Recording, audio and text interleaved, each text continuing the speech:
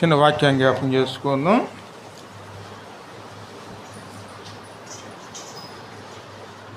కీర్తన గ్రంథములో సొలొమోను మహారాజు రాసినటువంటి 127వ కీర్తన జ్ఞాపకం చేసుకుందాం. మొట్టమొదటి వచనం 127వ కీర్తన. యెహోవా ఇల్లు కట్టించని ఎడల దాని కట్టువారి ప్రయాస వ్యర్థమే. యెహోవా పట్టణమును కాపాడని ఎడల దాని కావలి కాయువారు మేలుకొని యుండటియు వ్యర్థమే. హల్లెలూయా. ఎందుకంటే యెహోవా ఇల్లు కట్టించకపోతే కట్టివారి ప్రయాస వ్యర్థమే. యెహోవా పట్టణం కాపాడని ఎడల దాని కావిలి కాయేవారు మేలుకొని యుండుటి కూడా వ్యర్థమేనండి. ఈ కీర్తన ఎవరు రాశారు? ఇది సొలొమోను మహారాజు రాశారండి. మన దేవుడు మరి ఆయన గురించి రాయించారో మన అందరి కోసం రాయించారో కానీ ఇది మాత్రం 100% వాస్తవమే. ఎవరో కూడా జ్ఞానం వల్ల కానీ తమ స్థితిని వల్ల కానీ ఒకరి తెలివితేటల వల్ల కానీ తమ జీవితాన్ని ఎవరో కట్టుకోలేరండి. ఇల్లు అంటే జీవితం అండి. ఎందుకంటే ఎవరైనా స్థిరపడాలన్నా మంచి మంచి భవిష్యత్తు ఉన్నటువంటి ఆదరణలో నిలవాలన్నా ఖచ్చితంగా ఎవరి సహాయం కావాలి? మనకి దేవుని సహాయం అండి. ఎంత జ్ఞానవంతుడైనా సరే, ఎంత తెలివిగల వాళ్ళైనా సరే, ఎంత వివేకవంతులైనా సరే తమ జీవితాన్ని తాము కట్టుకోవాలంటే దేవుని సహాయం అనేది ఖచ్చితంగా కావాలండి. దేవుని సహాయం లేకపోతే అది ఎంత ప్రయాసపడినా సరే ఆ ప్రయాసం అంతా కూడా వృధా అయిపోతుందండి, వ్యర్థమైపోతుంది. అది గమనించుకుని మనం ఏం చేసుకోవాలి? మన జీవితం అన్ని విషయాల్లో కూడాను దేవుని సహాయంతోనూ దేవుని యొక్క వాక్యము చేత కట్టుకోవటానికి ప్రయాసపడేవారునే ప్రయాసపడిన మన ప్రయాస ఖచ్చితంగాను దేవుడు నీరు కట్టి ఫలింపజేస్తాడండి. అందుకే దేవుని సహాయంతోనే మనం కట్టుకోవడానికి ప్రయాసపడేవారునే. అదేవిధంగా సామెతలు చూడడం 16:9లోను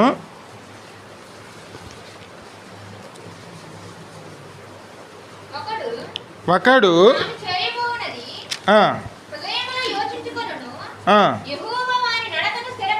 ఒకడు తాను చేయబోవునది హృదయంలో యోచించుకొనును, యెహోవా వాని నడతను స్థిరపరుచును. హల్లెలూయా. ఒకడు తను చేయబోవునది హృదయములో యోచించుకుని. ఎందుకంటే మనం ఏదైనా పని చేయాలంటే ఎక్కడ ఆలోచిస్తామండి? హృదయంలో ఆలోచన చేసుకుంటాం, రకరకాల ప్లాన్లు వేసుకుంటాం, దానికోసం ఏం చేయాలనుకుంటున్నాం అన్నీ చేయడానికి ప్రయత్నం చేస్తాం. కానీ ఆలోచన అయితే చేయగలుగుతాం, కానీ దాని కార్యరూపంలోకి రావాలంటే ఎవరి సహాయం కావాలండి? దేవుని సహాయం అండి. ఆలోచన వరకే మనం చేయగలుగుతాం, కానీ దాని ముందుకు నడిపించేది ఎవరు? దేవుడండి. అందుకే మనకి ఖచ్చితంగా ఎవరు కావాలి? దేవుడే కావాలండి. అందుకే ప్రార్థన లేకపోతే భవిష్యత్తు ఉండదండి. ఖచ్చితంగా మన ప్రార్థన పూర్వకంగా దేవుని సహాయంతో కనుక కుటుంబాన్ని కట్టుకోగలిగితే అది యెహోవా వల్ల కట్టబడినటువంటి ఒక ఇల్లుగా మారుతుందండి.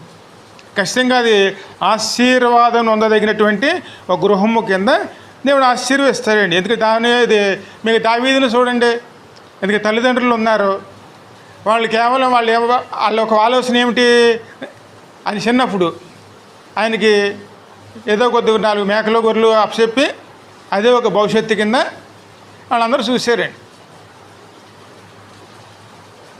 కానీ దాన్నే చక్కగా ఉపయోగించుకున్నాడు. ఓ పక్కన ఆయన తల్లిదండ్రులు ఇచ్చిన బాధ్యతను నెరవేర్చుకుంటూ, ఓ పక్కన దేవుని ఎడవకుండా దేవుని కూడా ఆరాధించుకుంటూ తమ సమయాన్ని అంతా ఏం చేసుకున్నాడండి? చక్కగా సద్వినియోగం చేసుకున్నాడండి. ఎక్కడ కూడా ఆయన సమయాన్ని దుర్వినియోగం చేసుకోలేదండి. తల్లిదండ్రులు ఇచ్చిన బాధ్యతను పూర్తిగా నెరవేర్చుకున్నాడు. అదేవిధంగాను తనకున్న సమయంలో కొంత దేవుని కోసం ఉపయోగించుకుని దేవుని జ్ఞానంలోనూ తాను వర్ధిల్లటం మొదలుపెట్టాడండి. అల్పంగా ఉన్నటువంటి ఆయన జీవితం మొట్టమొదట, ఆ తర్వాత ఏ స్థితిలోకి దేవుడు తీసుకెళ్ళాడండి? తల్లిదండ్రులు ఊహించారా ఆ స్థితిలోకి వెళ్ళటారని? ఏమాత్రం లేదండి. ఒక ఉన్నతమైన స్థానంలోకి దేవుడు నడిపించాడండి. అదేవిధంగా అబ్రహామును చూడండి. ఆయన మొట్టమొదట కేవలం విగ్రహాలు అమ్ముకుని జీవించేవారు ఆ కుటుంబం అంతానండి. దేవుడు పిలిచే వరకు కూడా అదే భవిష్యత్తు ఆయనకి, అదే ఆయన జీవిత విధానం. కానీ దేవుడు పిలిచిన తర్వాత పిలుపుకి ఎప్పుడైతే అంగీకరించాడో, దేవుడు చిత్తానుసారంగా ముందుకు వెళ్ళాడో, ఆ తర్వాత ఆయన భవిష్యత్తు మారిపోయింది, ఆయన పేరు మారిపోయిందండి. ఆ తర్వాత అనేక జనములకు ఆయన తండ్రిగా మార్చబడ్డాడు. యేసయ్య వచ్చే వంశానికి ఆయన మూలకర్త కింద మార్చబడ్డాడండి. ఎందుకని? ప్రతి ఒక్క విషయంలో మొదటి స్థానం ఎవరికి ఇచ్చారండి? దేవునికే ఇచ్చాడండి. దేవుడు అడిగింది ఏది కూడా కాదు అనకుండా దేవుడు ఏమి చెప్పాడో అది జరిగించుకుంటూ ముందు దేవుణ్ణి గణపరుచుకున్నాడు. దేవునికి మొదటి స్థానం ఇచ్చి కుమారుణ్ణి ఇమ్మంటే కుమారుణ్ణి ఇచ్చాడండి. ఎక్కడికి వెళ్ళమంటే అక్కడికే వెళ్ళాడు. ఏది వదిలేయమంటే అది వదిలేసారండి. అందుకే మొదటి స్థానం ఎవరిది? దేవునిదేనండి. అప్పుడు దేవుడే ఆయన కుటుంబాన్ని ఖచ్చితంగా దేవుడు నిర్మించారండి. అందుకే దేవుని చేత కట్టబడాలి. కట్టబడ్డామనుకోండి ఖచ్చితంగా ఒక భవిష్యత్తులోకి, ఒక ఆదరణలోకి ఖచ్చితంగా వెళ్ళగలుగుతామండి. ఎందుకంటే ఇక్కడ దేవుని సహాయం మనకి ఎందుకు కావాలి అంటే, మన ఇర్మీయాలో 10వ అధ్యాయం చూడము 23వ వచనం.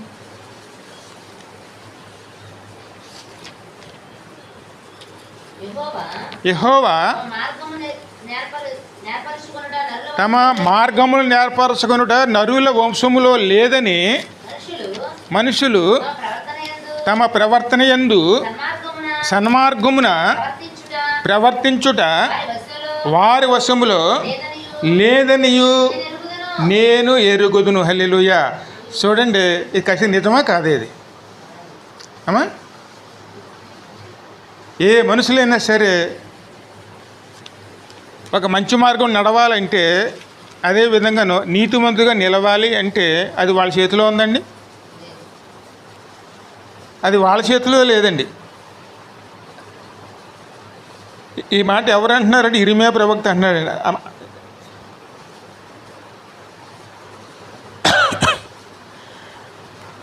యెహోవా తమ మార్గము నేర్పరచుకొనుట నరుల వశములో లేదనియు మనుషులు తమ ప్రవర్తన యందు సన్మార్గమున ప్రవర్తించుట వారి వశములో లేదనియు నేను ఎరుగుదును. ఎందుకంటే మరి ఎంత ప్రయాసపడినా సరే మన జీవించే విధానం మన చేతిలో ఉండదండి. మంచి మార్గంలో వెళ్ళాలనుకుంటాం, కానీ పరిస్థితులు ఏం చేస్తాయి? ఖచ్చితంగా ఆటంకాలు వస్తాయండి. ఎందుకంటే ఇక్కడ వాక్యానికి మనం పక్కన పెట్టలేసామనుకోండి, అప్పుడు మన జీవించే విధానం అంతట్లో కూడాను కష్ట నష్టాలు మనల్ని ఏం చేస్తాయి? నీతిమంతులుగా ఉండాలి ఎంత ప్రయత్నం చేస్తున్నామో ఆ ప్రయత్నాన్ని మనం తెలియకుండానే పక్కన పెట్టేసి మన జీవించే విధానాన్ని కూడా మార్చేసుకుంటామండి. ఎందుకంటే ముందున్న పరిస్థితులు ఏం చేస్తాయి? మనల్ని ఆ విధంగా నడిపిస్తాయండి. అది మన చేతిలో ఉండదు, ఎందుకంటే పరిస్థితుల చేతిలోనే ఉంటుంది. కాబట్టి మనం ఏం చేస్తాం? ఎంతగా మనం దేవుని బిడ్డలుగా నడుచుకోవాలి ప్రయాసపడినా అక్కడున్న పరిస్థితులు ఏం చేస్తాయండి? ఖచ్చితంగా అందులోకే నడిపిస్తాయండి. నీతిమంతులుగా నడవాలన్నా సరే దేవుని సహాయం లేకపోతే అది ఎవరి వల్ల కూడాను కాదండి. ఎందుకంటే ఇంట్లో కనుక దేవుని వాక్యం లేకపోయినా, ఒక దేవుని యొక్క దర్శనం లేకపోయినా ఖచ్చితంగాను ఆ ఇల్లు ఎలా తయారవుతుందంటే, ఆ మాట మీ చదవాలి. సామెతలు 29:18 చూడము.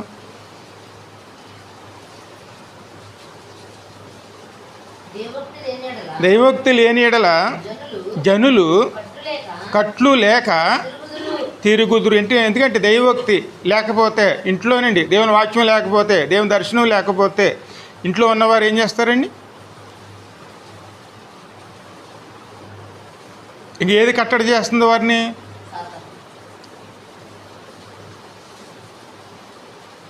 ఇంక అడ్డు అదుపు ఉండదండి. ఇది చేయకూడదని ఉండదు, ఇది చెయ్యాలని ఉండదు. ఖచ్చితంగాను కట్లు తెంపుకొని ఇష్టానుసారంగా ఖచ్చితంగా ప్రవర్తిస్తుంది. కట్లు అన్నమాట దేనికి వర్తిస్తుంది?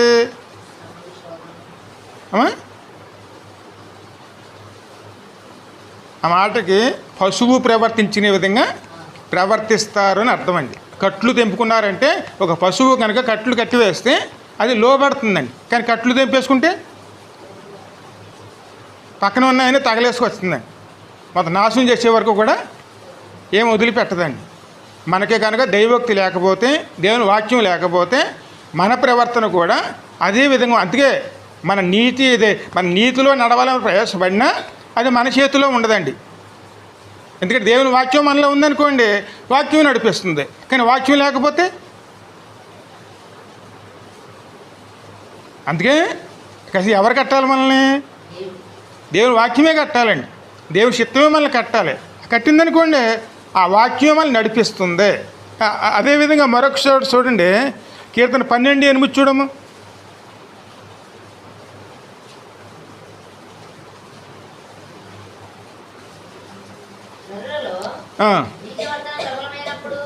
అందుకే నరులలో నీచ ప్రవర్తన ప్రబలమైనప్పుడు దుష్టులు గర్విష్ఠులై నలుదిక్కుల తిరుగులాడుదురు. నీచవర్తన అంటే ఏమిటి? దేవుని వాక్యం లేదనుకోండి, తప్పులు ఏమాత్రం గమనించమండి. మనకి ఏది లాభం వస్తే అదే రైట్ అండి. ఎందుకంటే అందుకు ముందు దగ్గర 20-30 సంవత్సరాల ముందు చూడండి, ఎక్కడైనా రూపాయలు లంచం తీసుకోవాలంటే అవమానం కింద భావించేవారు. ఇప్పుడు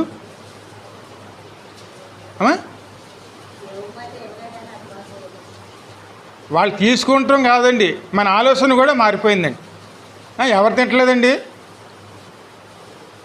పని చేసేవాడు తినడా?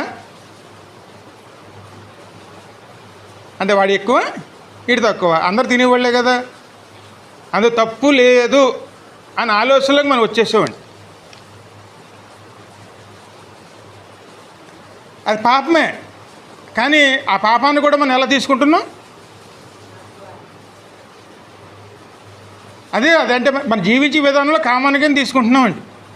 అలాగే ఎప్పుడైతే మనం ప్రవర్తిస్తామో అప్పుడు అక్కడున్న జనం, ఎందుకంటే అటువంటి స్వభావం గల ఎలా ఉంటారండి? ఇష్టానుసారంగా వాళ్ళు చేయటం మొదలెడతారండి. ఇంక దేవుని వాక్యం ఉండదు ఇక్కడ. అందుకే పరిస్థితులు ఎలా మారిపోతాయి? దేవుని ఆశీర్వాదం నడిపించదండి. మొత్తం పరిస్థితులన్నీ కూడా అన్నీ మారిపోతాయండి. అందుకే ఇంటిలో కానీ దేశంలో కానీ ఎక్కడైనా సరే వాక్యం కనుక కొరత అయితే, వాక్యం నడిపించకపోతే పరిస్థితులు అన్నీ కూడా తలకిందులైపోతాయండి. ఏది తప్పు ఏది మంచో మనం తెలుసుకోలేని స్థితిలోకి మనం వెళ్ళిపోతే దాన్ని అంగీకరించేవారుగా మనం ఉన్నాము అంటే, వాక్యం లేదనుకోండి అంగీకరిస్తామండి. వాక్యం ఉంటే వాక్యం ఏం చేస్తుంది? తప్పుని తప్పుగా చూపిస్తుంది. ఏది చెయ్యాలో ఏది చేయకూడదో మన ముందు పెడుతుంది. కాబట్టి మంచి ఏదో చెడేదో మన అదే ఇల్లు కట్టుకోవటం అండి. ఏది మంచో ఏది చెడో మనం తెలుసుకుని మంచిని ఇంట్లో తీసుకుంటాం. అదే కనుక పనికిరాని చెత్త ఎక్కడ పెడతామండి? తీసుకెళ్ళి బయట పడేస్తామండి. అదే ఇల్లు కట్టుకోవటం. ఆ ఇంట్లో కనుక వాక్యం లేకపోతే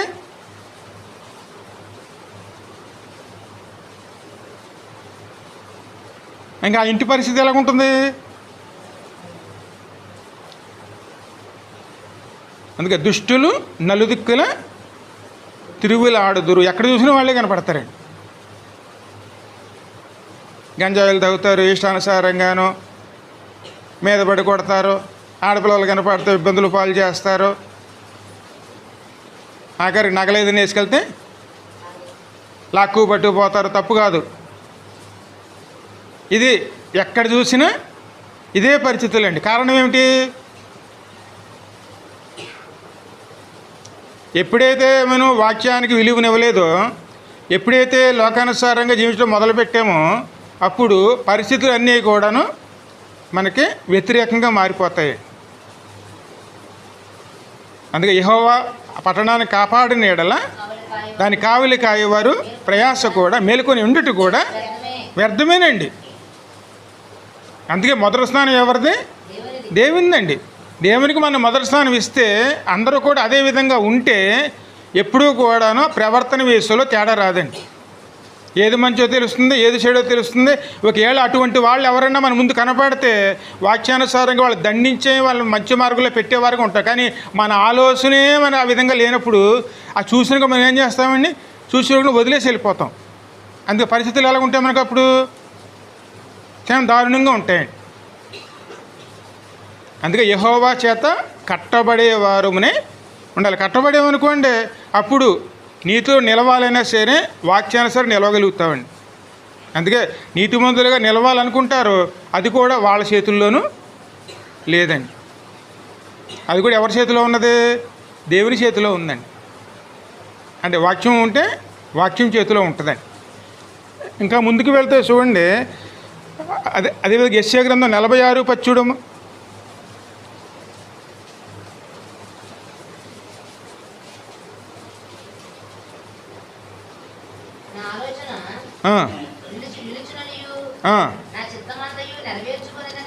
నా చిత్తమంతా నెరవేర్చుకునేదనియు చెప్పుకొనుచు ఆది నుండి నేనే కలగబోవు వాటిని ఎందుకంటే జరిగేదంతా కూడా ఎవరు చెప్పగలరండి?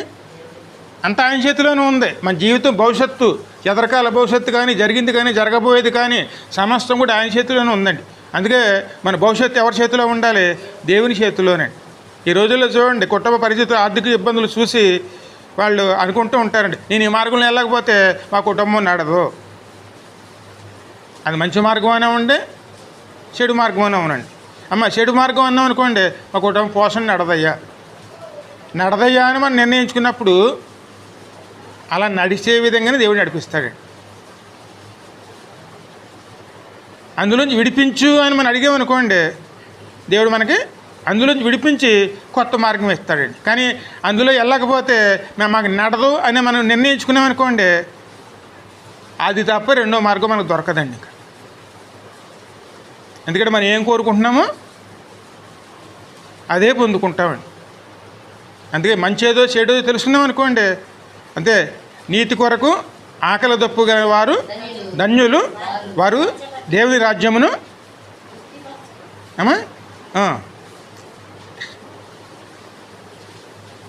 మత్తయి సువార్త 5వ అధ్యాయంలో ఉంటుంది చూడమది.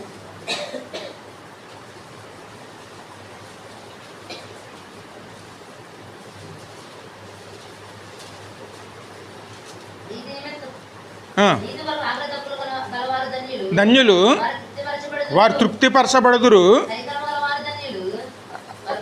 ఒక వాక్యం చాలం. ఎందుకంటే నీతి కొరకు ఆకలి దప్పుగలవారు ధన్యులు, వారు ఎవరి వల్ల తృప్తిపరచబడతారు? దేవుని వల్ల. కానీ మన ఆలోచన ఎలా ఉంటుంది? అది లేకపోతే మేము జీవించలేం. ఖచ్చితంగానండి. అది మనం అనుకుంటున్నాం, అలా నిర్ణయించేసుకున్నాం కాబట్టి అది లేకపోతే కుటుంబం నడదండి. మీరు ఎంత ప్రయాసన పడండి, అది లేకపోతే కుటుంబం నడదు. ఎందుకంటే దేవుని మీద మన విశ్వాసం పోయింది. మనకి దేవుడు నడిపిస్తాడన్నటువంటి విశ్వాసం మనకు లేదు కాబట్టి దేవుడు నడిపించడండి. అందుకే మనం ఎన్ని ప్రయత్నాలు చేసినా వ్యర్థమైపోతుందండి. అందులోకే వెళ్ళాలి. చేపను కూర్చుకుంటే కడగేమి నింపబడతండి. ఇల్లు శాపగ్రస్తులం అయిపోతామండి. ముందు మన ఆలోచన విధానమే మార్చుకునేవారునే ఉండండి. నా దేవుడికి అసాధ్యమైనది ఏది లేదు, ఖచ్చితంగా మారుస్తాడు. నాకు అట్లు తెంపివేసే దేవుడు అని మనం ఎప్పుడైతే దేవుడి మీద అనుకుంటామో పరిస్థితులు కూడా దేవుడు మారుస్తాడు. అందుకే దేవుడే మన ఇంటిని కట్టాలి, చక్క చేయాలి, చక్కపరచాలి. దేవుడి మీద ఆనుకునే మనసు మనకి ఉండాలి. ఆనుకున్నాం అనుకోండి, ఖచ్చితంగా దేవుడే సహాయం చేసి అది ఖచ్చితంగా అది సామెతలు 20-24 చూడమ్మా.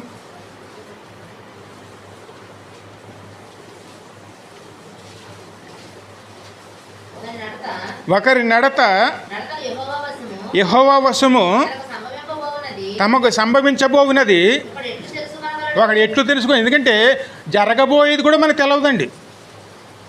ఇప్పుడు మరి పని చేస్తున్నాం, ఆ పని ప్రతిఫలం మన ఇంటికి వస్తుందా రాదా? అమ్మా, అందుకని మనం చేసిన ప్రతిఫలం ఇంటికి రావాలంటే వచ్చేది రాంది ఎవరికి తెలుస్తుంది? దేవునికేనండి. ఆ రూపాయి మనం అనుభవించమో అది మనకు తెలియదండి. అది మన చేతిలోనూ లేదు. ఎందుకు ప్రార్థన కావాలి? దీనికేనండి. అంతా ఆయన చేతిలో ఉన్నది. అందుకే ఆయన సన్నిధిలో మనం మన జీవితాన్ని ముందు పెట్టేవారునే ఉండాలండి. అప్పుడు మన ఇంటిని ఆయన కట్టడం మొదలెడతారండి. ఆ అవకాశం ఆయన ఇవ్వకుండాను కేవలం మనమే ప్రయాసపడ్డాం అనుకోండి, ప్రయాసలే మిగిలితే కానీ భారం ఎక్కడ ఉంటుందండి? ఆ భారం మన మీదే ఉంటుందండి. అందుకే ప్రార్థన ద్వారా మనం కట్టుకోవడం ప్రయాసపడితే దేవుడే చక్కబరిచేవారుగా ఉంటాయి. ఇంకా ముందుకు వెళ్తే ఇంకొక చోట చూసుకుని ముగించేసుకుందాం. కీర్తన 37:23 చూడమ్మా.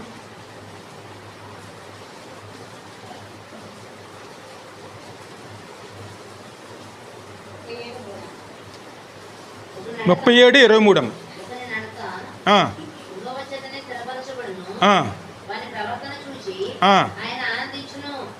చూడండి. ఎందుకంటే ఒక నడత యెహోవా వలనే స్థిరపరచబడును, వాని ప్రవర్తన చూసి ఆయన ఆనందించును. మరి మనం దేవుని సంతోషపెట్టేవారిగా ఉన్నామా, దుఃఖపెట్టేవారిగా ఉన్నామా?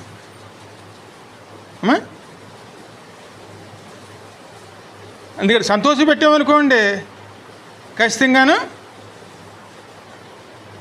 1-2 ఆశీర్వాదాలు పరిపూర్ణంగా పొందుకోగలుగుతామండి. కానీ మనం దుఃఖపెట్టేవారిగా ఉన్నామనుకోండి ఆశీర్వాదాలు వస్తాయి, ఏమొస్తాయండి?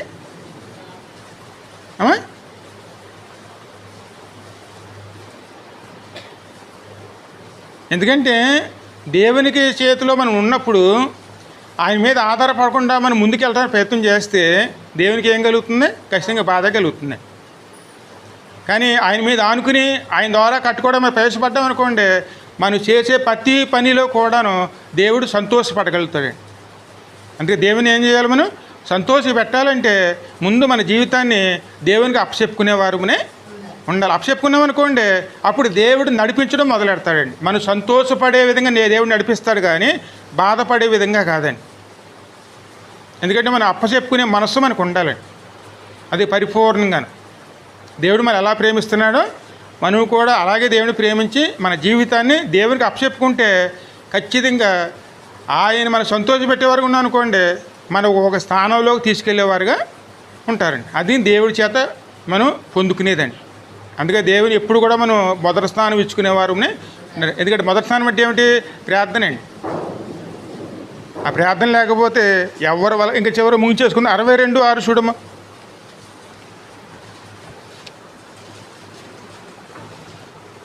62:6 యెషయా గ్రంథం.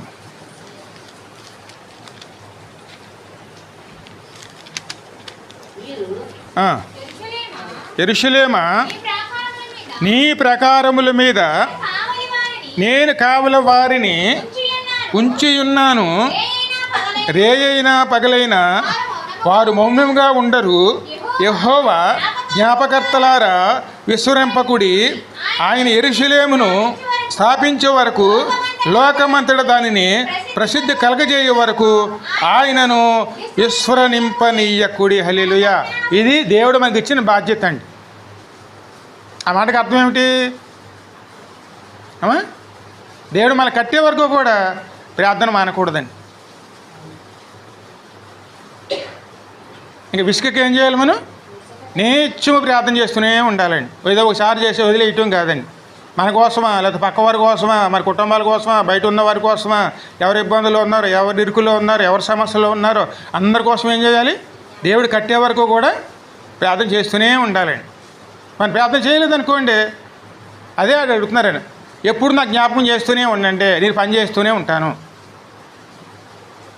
ఎందుకంటే తండ్రిగా పనిచేస్తున్నారు, కుమారుడిగా పనిచేస్తున్నారు, పరిశుద్ధాత్మగా పనిచేస్తున్నారండి. ఆయన అడుగుతున్నారు, నన్ను నాకు జ్ఞాపకం చేయండి, ఖచ్చితంగా నేను అందరినీ కూడా కట్టే వరకు కూడా విస్మరింపను. ఖచ్చితంగా దేవుడు సహాయం చేస్తారు. ఎవరిని వదిలిపెట్టేవారు మాత్రం కాదు. కేవలం మనం ఏం చేసే పని ఏమిటి? ఆయనకే మన బాధ్యతను అప్పచెప్పాలండి. ప్రయాసపడి భారంలో మోస్తున్న సమస్త జనులారా. చిన్న ప్రార్థన చేసుకుని ముందుకు వెళదాం.